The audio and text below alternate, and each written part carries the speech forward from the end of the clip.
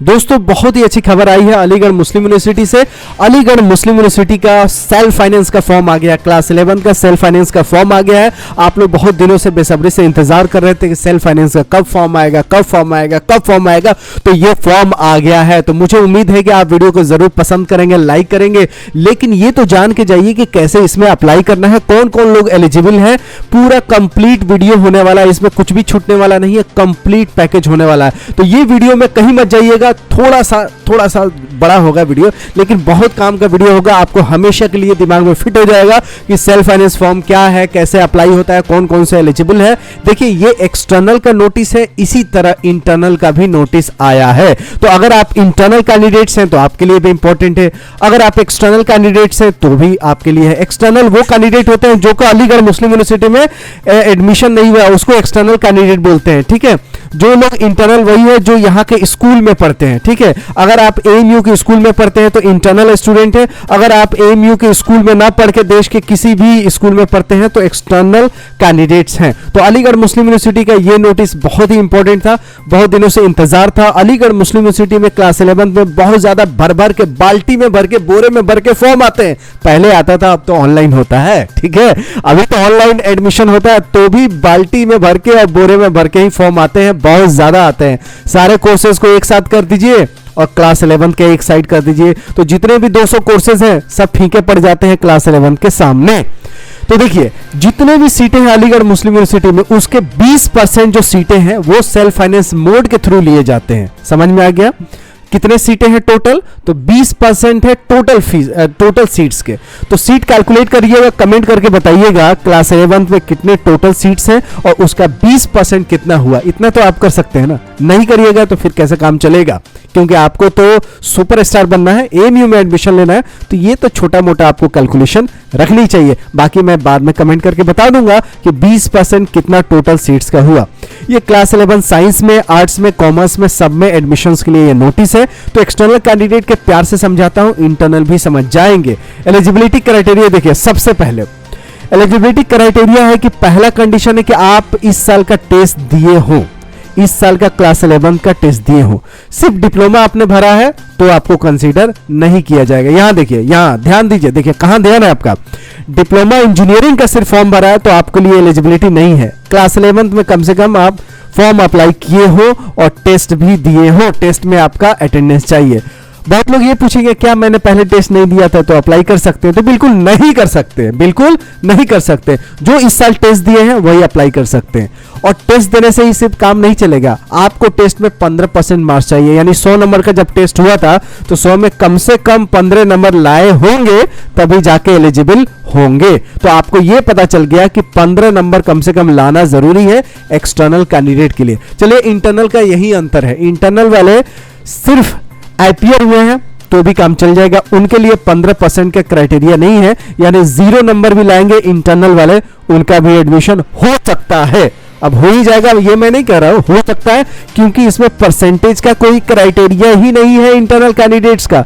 तो ये भी आपको क्लियर हो गया। ठीक है, अब आपको बताते हैं आगे एलिजिबिलिटी। चाहे आप कॉमर्स के हो, चाहे आप साइंस के हो या आर्ट्स के हो, सब में 15% वाला क्राइटेरिया जरूरी है। और अगर आप दोनों में ही ट्राई करना चाहते हैं सेल्फ फाइनेंस में, साइंस में भी और कॉमर्स में, तो 2 सेपरेट फॉर्म भरना पड़ेगा, क्योंकि इससे पहले आपने 2 सेपरेट फॉर्म ही भरा होगा और 2 सेपरेट टेस्ट भी दिए होंगे। याद है? अगर दोनों ने जिसने भरा होगा तो याद कीजिए कि आपने 2 टेस्ट अलग अलग दिए होंगे। साइंस के लिए साइंस और डिप्लोमा का एक अलग और कॉमर्स और ह्यूमैनिटीज का एक अलग आपने टेस्ट दिया है। ठीक है, तो समझ में आ गया कि आपने टेस्ट में कम से कम अपीयर होने और 15 मार्क्स लाने ही है। और जो फॉर्म नहीं भरा है वो इसमें नहीं होगा, अब अगले साल के लिए आप इंतजार कीजिए।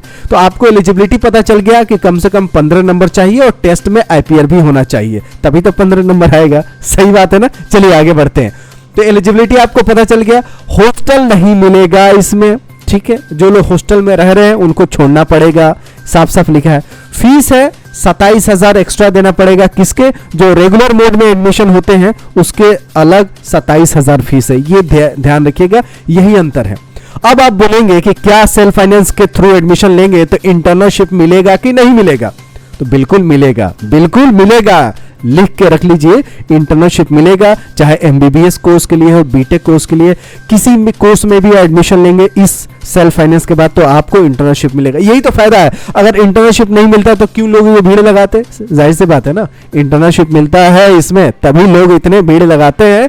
और खासकर 11th क्लास में, और खासकर बीटेक बहुत अच्छा है अलीगढ़ मुस्लिम यूनिवर्सिटी का, और मेडिकल कोर्सेज बहुत अच्छा है, इसलिए यहाँ पे बहुत भीड़ होती है क्लास 11th में। चलिए आगे बढ़ते हैं। रजिस्ट्रेशन करने के लिए क्या तरीका है, तो मैं आपको कंप्लीट डिटेल बता रहा हूं कैसे आपको रजिस्ट्रेशन करना है, ठीक है। उसके बाद एडमिशन लिस्ट आपको इस पे आएगा। इंटरनल वालों को सेम नोटिस है, सिर्फ 15% के क्राइटेरिया नहीं है, ठीक है।